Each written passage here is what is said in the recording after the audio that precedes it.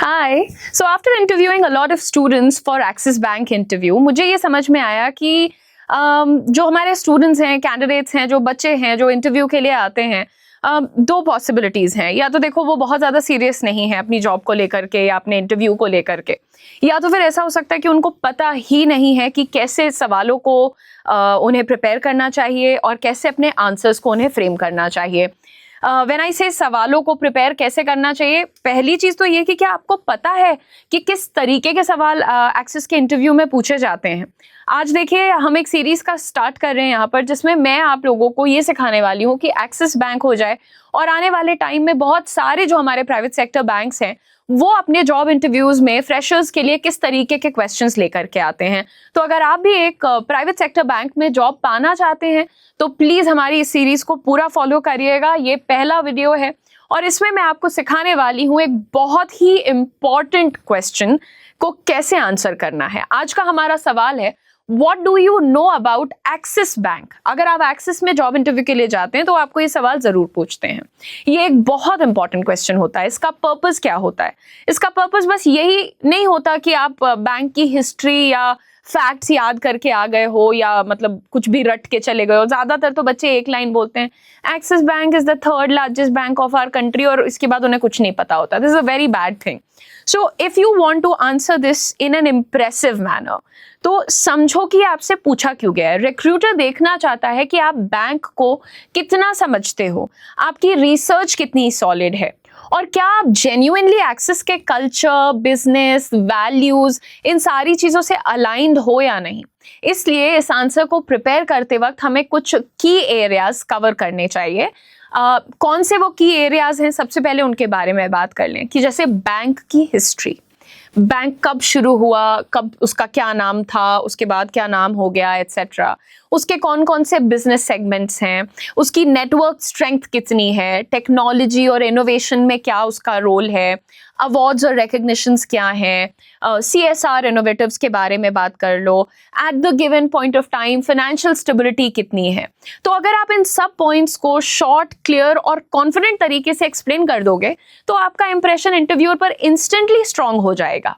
सो यहाँ पर आइए शुरुआत करते हैं और समझते हैं कि अगर आपको इस पर्टिकुलर क्वेश्चन का आंसर कि what do you know about Axis bank देना है, तो वन बाय वन पहले मैं यहाँ पर ब्रेक डाउन करूंगी कि किन चीजों में आपको क्या क्या बताना है। जैसे कि अगर मैंने आपसे कहा कि ब्रीफ हिस्ट्री और एक इंट्रोडक्शन बताओ जरा, तो क्या बताओगे आप? बैंक कब स्टार्ट हुआ, किस नाम से स्टार्ट हुआ, आप इस पर बात करिए कि 1993 में यूटीआई बैंक के नाम से शुरू हुआ, 2007 में इसने अपने आप को रीब्रांड किया और एक्सिस बैंक अपना नाम रखा, इस तरीके से। ठीक है, अब यहाँ पर आप ये बताइए कि इसी जगह पर आप बोलिए कि आज की डेट में वो हमारे देश का तीसरा सबसे बड़ा प्राइवेट सेक्टर बैंक है ना।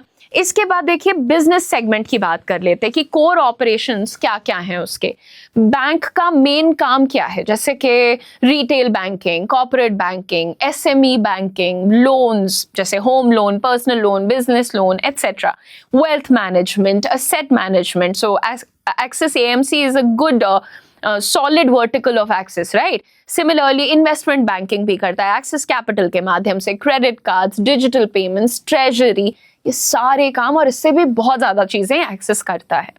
फिर मैंने आपको तीसरी कैटेगरी बोला कि इसके बारे में बात करूं कि नेटवर्क स्ट्रेंथ कैसी है उनकी, मतलब ब्रांचेस कितनी हैं, ATMs कितने हैं, इंटरनेशनल प्रेजेंस कैसा है, इंडिया में उनकी कितनी ब्रांचेस हैं, ATMs का स्ट्रॉन्ग नेटवर्क है, कौन से फॉरेन लोकेशंस में ऑफिसेज हैं, NRI और ग्लोबल कॉर्पोरेट क्लाइंट्स को सर्विस देने के लिए वो कहाँ कहाँ ब्रांचेस ओपन कर रहे हैं, pan India presence, customer reach, ये वर्ड्स यूज करने पड़ेंगे आपको। ठीक है, फोर्थ कैटेगरी की बात करते हैं तो भाई टेक्नोलॉजी एंड इनोवेशन के मामले में एक्सिस अगर देखा जाए तो genuinely one of the leading banks है, क्योंकि मैं आपको बताना चाहती हूँ कि एक्सिस ने अपना एक स्पेसिफिक वर्टिकल बैंगलोर में ओपन किया by the name of Axis thought factory.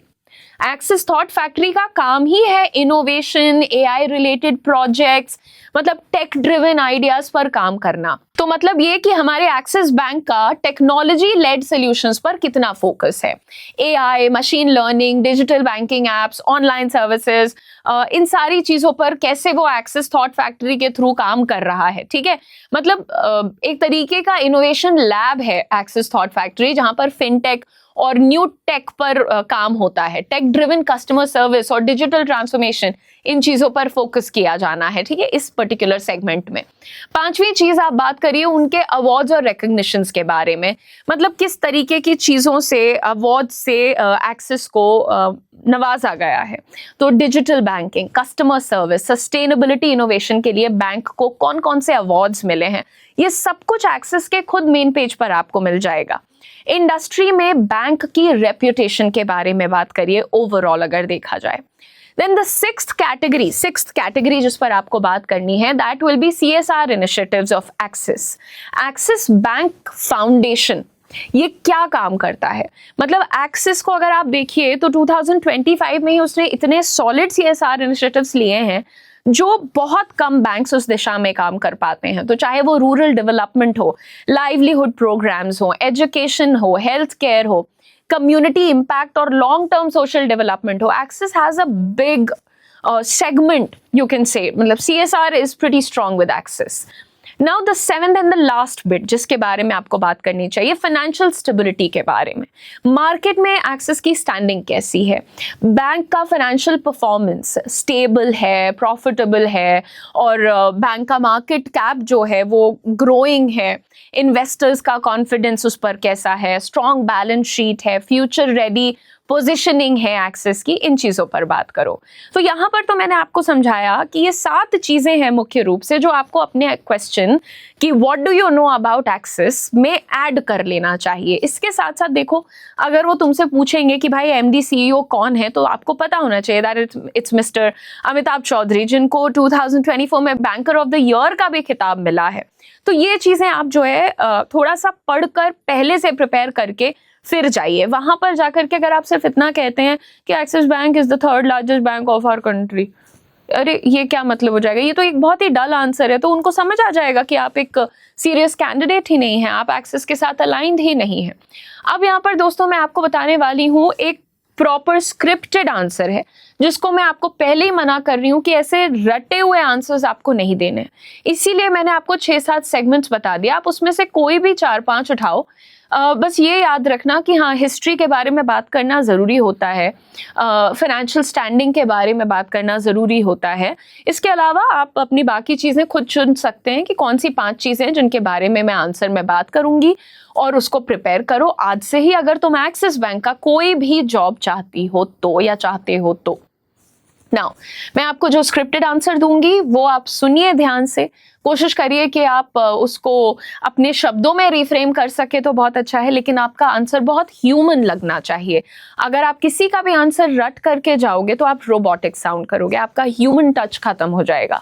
और अभी चैट जीपीटी का जमाना आ चुका है, तो सबको पता चल जाएगा कि आप चैट जीपीटी करके आए हो। इसलिए प्लीज कोई भी इंटरव्यू में जाने से पहले अपने आंसर्स को नेचुरली प्रैक्टिस करिए। इस आंसर को मैं कोशिश करूंगी कि आपकी स्क्रीन पर भी दिखा दूं, लेकिन आप मुझे प्रॉमिस करिए कि आप आंसर को एज इट इज कॉपी नहीं करेंगे। तो चलिए अब बढ़ते हैं हमारे आंसर की तरफ। अगर मुझसे पूछा जाएगा what do you know about Axis bank, then I will start by talking about its history, right? Or maybe the origin. So I will say Axis Bank is one of India's leading private sector banks. It started in 1993 as UTI Bank and was rebranded as Axis Bank in 2007. And today it offers the full range of financial services, and then I can talk about what kind of services like retail, corporate banking, SME services, loans, cards, etc. Right? Now, the bank has a strong network of branches and ATMs. The bank has a strong nationwide branch and ATM network along with a small but strategic international presence. उनका international presence भले अभी आपको number में कम लगे, but it is very strategically positioned.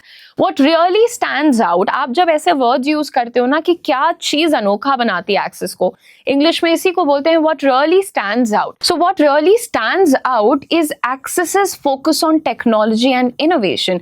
And जैसा कि मैंने आपको बताया था कि एक्सिस ने specifically Axis Thought Factory establish करी बैंगलोर में। So ये वो मोमेंट है जहां पर आप इस बारे में बात करिए।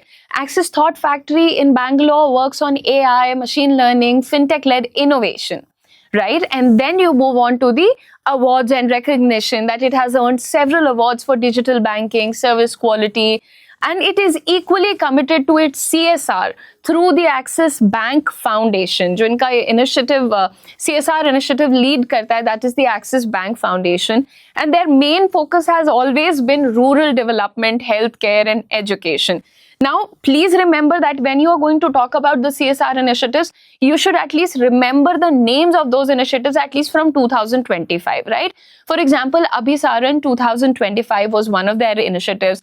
Then SLP, which is Sustainable Livelihood Planning 2025, that is also one of their CSR initiatives from 2025. And then similarly for youth skilling, they partnered with Medha, and the idea was that they wanted to equip the youth with solid skills, future ready skills, right? So you can name these kinds of CSR initiatives. Now, talking about the financial standing of the bank. Financially, the bank is absolutely stable. It is growing steadily and its market cap has been on an upward trend, yani ki it is growing quite steadily, okay? And if we want, when you say that it is stable and it's going upward, they might ask you a follow-up question like, okay, so what was the revenue for the financial year of 2024 to 2025? Then remember that the revenue of Axis Bank for the financial year 2024 to 25 was close to 1,47,900 crores, which is approximately 1,479 point something billion, right? So this is a good increase from the previous fiscal year to this year. That shows that you know about the bank and you know about what you are talking. So whenever you are preparing for an interview, always imagine, when I say this answer, is there going to be a follow-up question? Always find answers to those follow-up questions. Be very, very voluntary in your preparations of interviews. I hope you enjoyed this video, and I really would like to request you once again, do not copy paste answers from anybody out there on internet, because now everybody is intelligent enough to figure out when somebody is just memorizing something and is not naturally talking. So you need to work on your delivery, on your communication in good pronunciation with good confidence. You have to give your answers in the interview. Keep learning, keep shining. Make sure that you learn this particular answer or at least the framework so that when you go for the next program of Axis Bank, you are able to answer the questions. Thank you so much for watching. Don't forget to subscribe to your channel and like the video.